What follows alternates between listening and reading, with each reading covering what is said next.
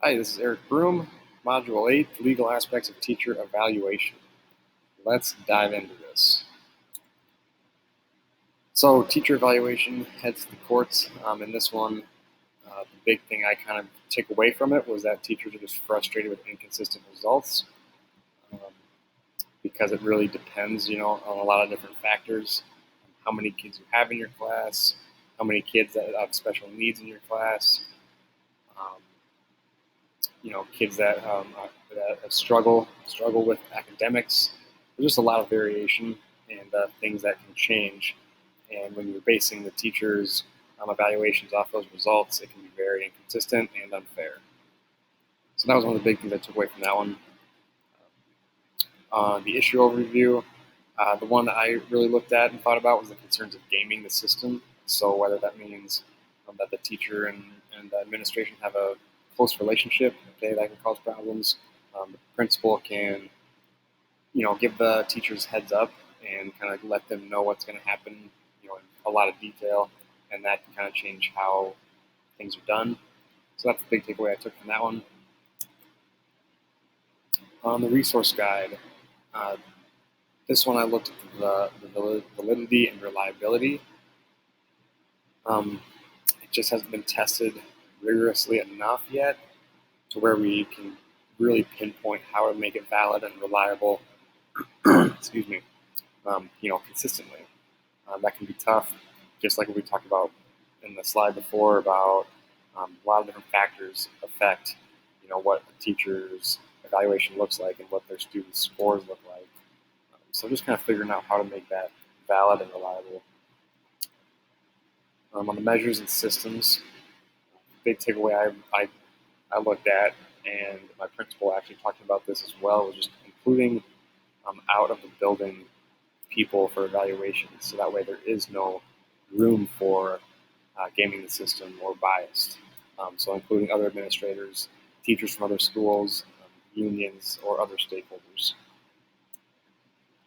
My district, so speaking with my principal, we use TeachBoost, and it was a really cool tool, but it really puts out, so you put in your pre-conference stuff, and you talk with your teacher, and then you pretty much are pushing buttons, and it kind of pops up with different questions and formats and just different things that you have to input, and they do the observation, and then they do a post-conference and discuss everything. So pretty standard there.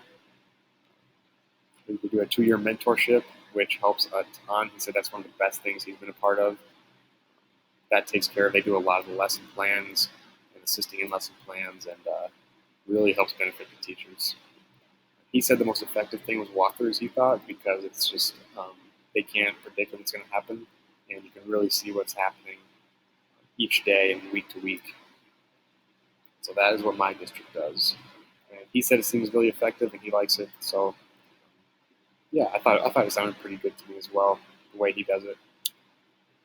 Teacher recourse, so they can meet with representatives when they even just start on a progress plan for a teacher that's struggling.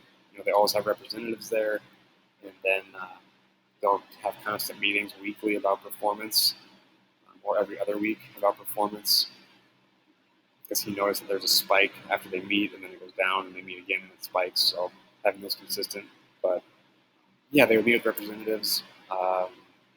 First, talk with the principal, and then they would talk with the teacher union would assist, and then take it to the board. And then from there it would go to a lawsuit. So pretty standard there as well. My principal said they have X amount of time to fix the issue, and he does a lot of one-on-ones weekly just to check progress, and then the formal meetings with representatives are usually every other week or so. So that is the teacher recourse. I looked at Texas State Teachers Association versus Mike Morath. They're very frustrated with the new evaluation system. They argued they were mad that the VAM test score driven was how it was happening, and the teachers wanted to teach to learn, not teach to the test. And they ended up not winning because the state requires that 20% of the student growth measures is 20% student growth measures. So there has to be a little bit of VAM, but 20% is pretty low in my opinion, and I think it's a good thing. But I think maybe they jumped the gun on that and overthought it because there's no reason you can't do 20% student growth measures. I think most schools are around 35%, if I'm not mistaken. But yeah, and then but the last point there is just that they didn't want these test scores to correlate with the teacher evaluation, which is a big deal right now, as we know. And then my references. Thank you for watching. Hope you enjoyed.